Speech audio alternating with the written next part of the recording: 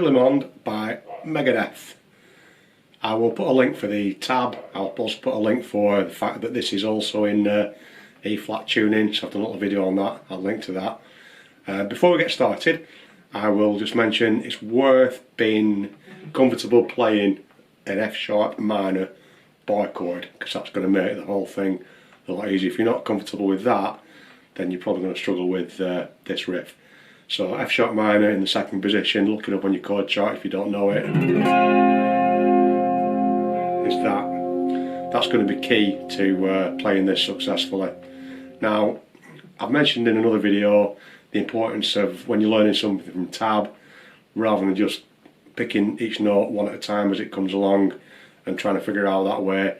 Just have a look at the full riff in sequence and see if you can see any patterns or anything that's going to be helpful to you. And that's how I came across my method of using this F-sharp minor bar chord to be able to make this riff a little bit easier to manage.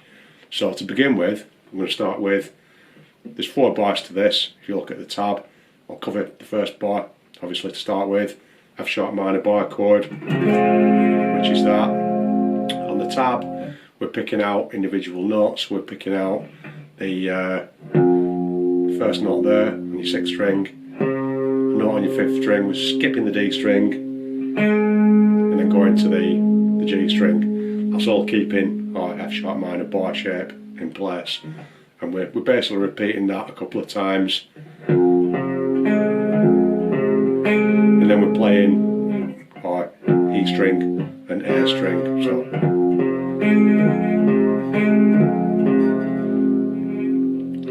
So that's the first bar. The second bar, we're going to use the same picking pattern, but we're going to change our shape slightly. Because if you notice, rather than the lowest note being an F sharp, it changes to an E. Now, to go from that F sharp minor bar to be able to play the E, I need to somehow take that bar off, but still be able to play that 2nd fret note on my G string. So what I could do, if I wanted to, is just slide the bar down a little bit so that I've got the E string free.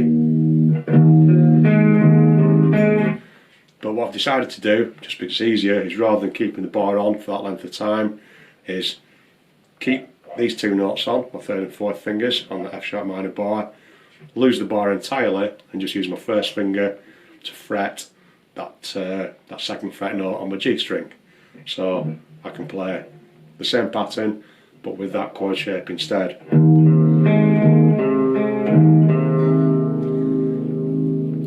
So I'm going for my full F-sharp minor bar.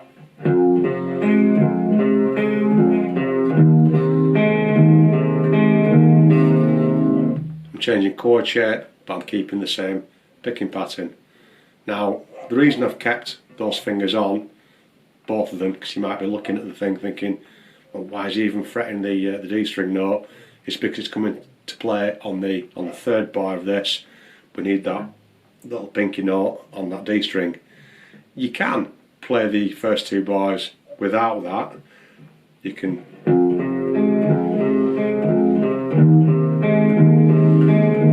sounds just the same, but then I've got to put that on and put my bar back all in one movement on the 3rd fret, on the 3rd bar of the piece.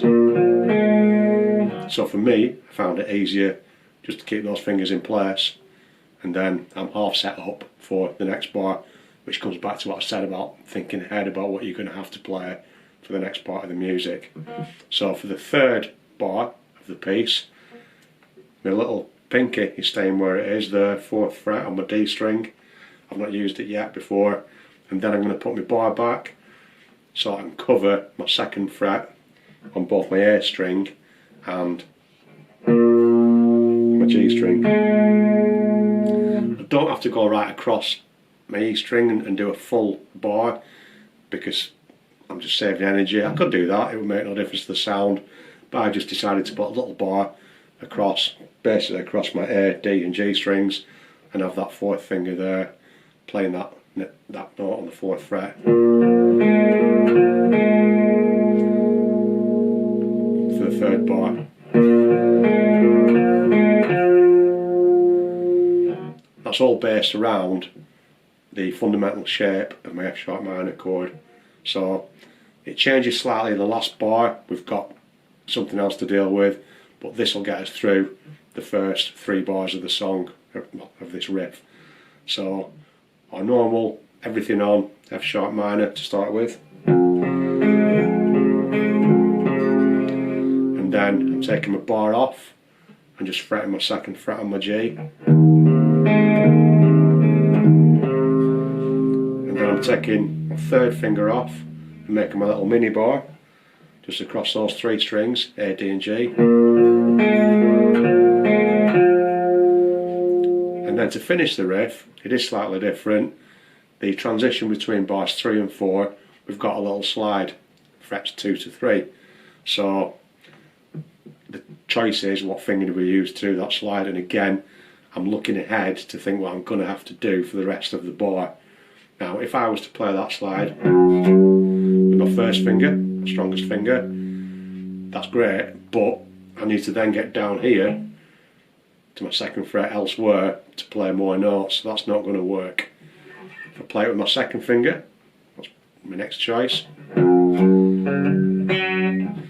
that's great, the sliding note sounds great, but then I kind of run out of fingers again because I need to fret 2 notes further down. So what I've decided to do for that slide is to use my 3rd finger. Now it might feel a little bit awkward getting from that position to get my 3rd finger down to 2nd fret, but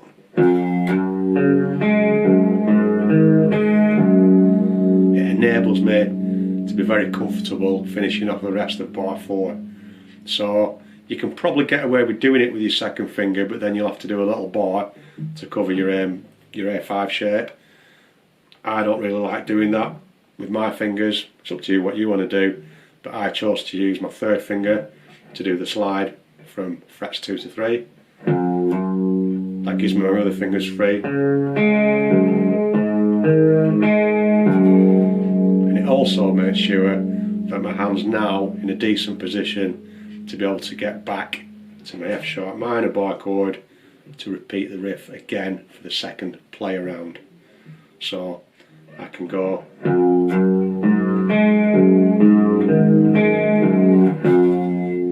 to start again. So that's a Tout, Monde by Megadeth.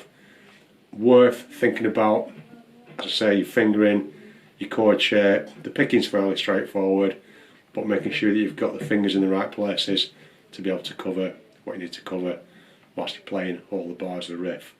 So make sure you're looking ahead a little bit so that you've not got any unpleasant surprises coming down the road to do it. I'll put the tab, I'll put the Songsterr, I'll put the description of the E flat tunings running flat again down in the description below. I found this quite tricky when I first learnt it, some of you might do too, but it's worth persevering because it's a great sounding riff. Once you get it right, you will enjoy.